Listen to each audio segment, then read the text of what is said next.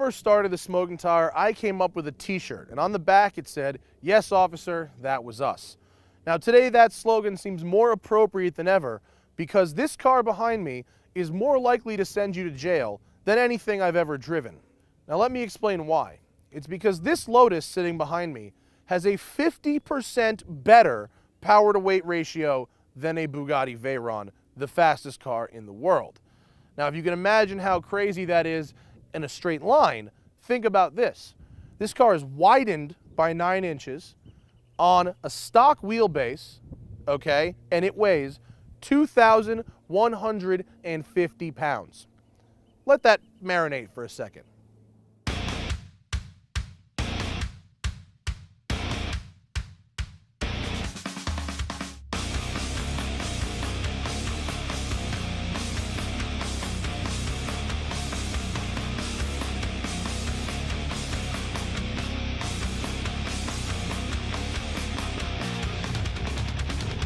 It's hard to describe how it feels to drive a car with so much power and so little weight, but I'm going to try. But that's going to require a backstory. I think that to properly understand this car, you need to hear the whole story. You need to meet Frank. We were supposed to drive this car weeks ago, but 3 days before the shoot, Frank called and told me he'd found metal in the oil pan. Long story short, the motor was out of the car and the pistons were on a workbench. Not good. We shot the shop anyway, but we weren't prepared for what kind of shop built this car. For example, the Bugatti Veyron was built in a factory that's on a restored chateau estate in Molsheim, in France. I don't know where that is, but the name sounds expensive. This car was not built in a place like that. It was built in Lancaster, California. There's no grass anywhere. The shop is literally on the other side of the tracks, and the owner tells us, quote, "Things get interesting around here after dark." Why people are still in this town after the invention of cars and U-Haul trucks, I will never know. There's no sign, no tour, no white floors, and no chef. There's barely a bathroom. I've been screwing with cars since I was 19. I was a New York City cab driver. Kind of got an idea of what I didn't want to drive. And when I lived in New York at the time, I had a Volkswagen camper and a CJ5 Jeep. But as soon as I moved to California in '79 and went through the canyons, it was like, okay, I got to get a sports car. I've always looked at cars for acceleration rather than top speed. I've had GT40s, I've had 427 Cobras, Lamborghini Miura SV, but my thing is driving in the canyons, and the fastest car I've owned in the canyons was my old Ford RS200 Evolution, and I built that up to 900 horsepower, and it did 0 to 60 in under 2 seconds. This car is faster. It's so fast because I met Mike, and then we started screwing with things, and Mike's kind of open-minded after you hit him with a hammer a couple of times. It wasn't enough power. I wanted more. I wanted more. I wanted more. Just a little bit more. And pretty soon we go from a Garrett 3076 to a Billet 6262. And then he says, well, the power is good, but now it's too slow. I can't accelerate in 5th gear. I'm like, you have more gears than that. He said, no, I want to be accelerating 5th gear on the freeway. I don't want any turbo lag. And I said, well, we don't have a whole lot of options here. You have to size turbo for your top end power. I thought the lag actually wasn't that bad, but Frank had a different idea, and he came in the shop one day to complain about something because that's what Frank does. At first, with a turbo alone, there was just massive lag up to about 4,200 RPM, and the only way to spool the turbo up faster was either go smaller and then lose power, or come up with a compound system very much like the Lancia Delta S4, the Group B rally car from '86. They were the first to use a compound charge setup in a 4-cylinder application, and I, of course, borrowed that idea. I had a supercharger set up on a Celica, and we were toying with the idea of combo charging. We hadn't done it yet, we just thinking about it.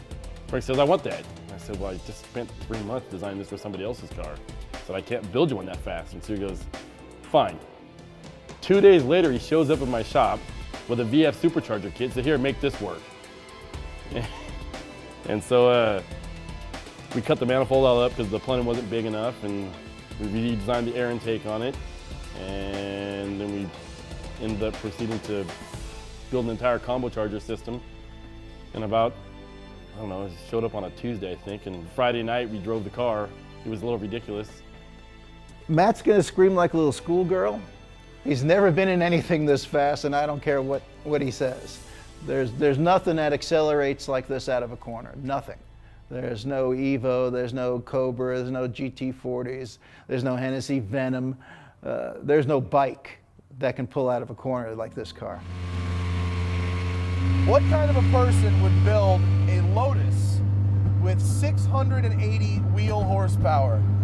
The only kind of person I can think of that would do that is someone who's used to crazy, over-the-top cars and just had to have the fastest, nuttiest car anywhere.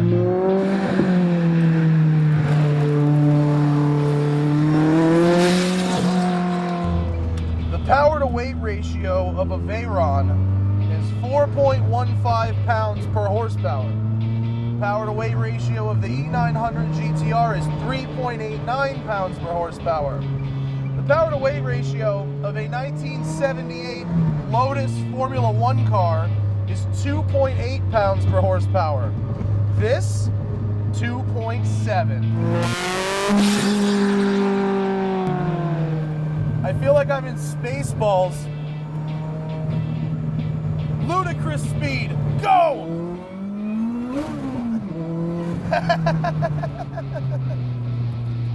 I swear, yogurt lives in that shop somewhere, and it's got liquid Schwartz. The Lotus Exige comes with a supercharger, makes 240 horsepower. Those who want to go faster traditionally swap out for a turbocharger. Frank was unsatisfied with either of those solutions and went with both. Now, normally with a setup like that, you'd have to run race gas, but race gas is annoying and hard to find in California. So what Frank did is set up a dual stage fuel system. So you fill up one tank with pump gas and you fill up the other tank with isopropyl alcohol, just like you'd find at a CVS. And the combination of the two, once you get over a certain amount of boost, the alcohol kicks in, and it basically is an E85 setup on the fly. The shifter is about the shortest shifter I've ever used in my life. The rig he built for it is crazy, and it's connected to a Toyota MR2 transmission with a custom bell housing. Now, why go with a Toyota MR2 5-speed instead of a 6-speed? Basically, it's the only transmission that would hold the power, and he's been through a few of them. This car is 9 inches wider than stock. It's got crazy custom suspension in it. It's got AP Racing giant brake kit.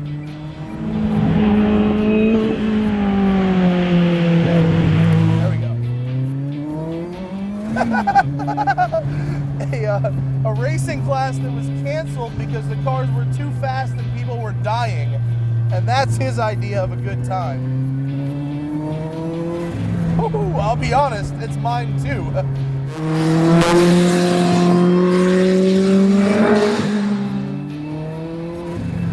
That's the coolest sound ever.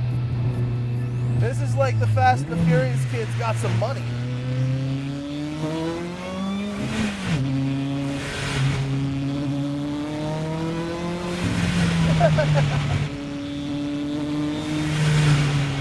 This thing is so wild.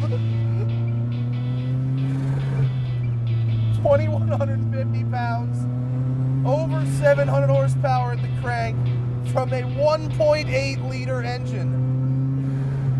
You know, everyone else wants to swap motors in these things.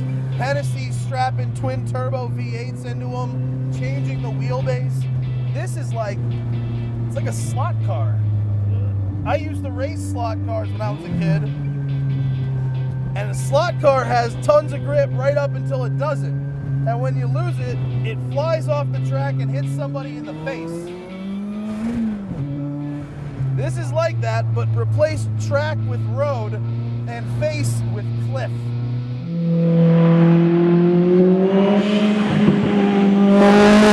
On the one hand, it's such a race car. It's so over the top. It's so fast and light and powerful, and everything comes through the steering wheel. On the other hand, the way the power is delivered is so civil and progressive that I'm not really ever surprised by it. You know, that GTR really jumped out and bit me in the ass. After 5 minutes behind the wheel in this, I'm carving canyons, I'm heel towing properly, the power comes on how I expect it to come on, and therefore, I'm surprised at how little the car feels like it wants to kill me. Is this probably the most customized Lotus in the world? I'm gonna have to think yes. The dual stage setup here is not gas and alcohol. It's actually rocket fuel and liquid Schwartz.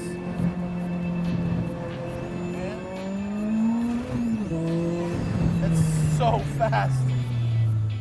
It's an interesting car, this. People would say things like too much power, or the power to weight ratio makes it uncontrollable or something, but I actually found it to be kind of the opposite. I think that because the throttle's so progressive, because the power comes on predictably, it's strangely quite usable. I mean, it's not remotely practical, and it's loud, and it brakes a lot, but once you're in it and once you're driving, it actually feels quite natural, and I sort of wish all Lotuses were like that, to tell you the truth.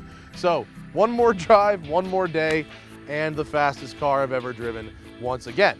I'd like to thank Mike at Stafford Performance for having us out at his shop in Lancaster. I'd like to thank Frank for having us behind the wheel of his batshit crazy Lotus. And check out his website, lotussport.org. And until then, the only thing left to say is that this might be the world's fastest Lotus, unless John Hennessy wants to give us a call and we can find out for sure. Until next time, I'm Matt Farah, and you've been watching Tuned right here on the Drive Network.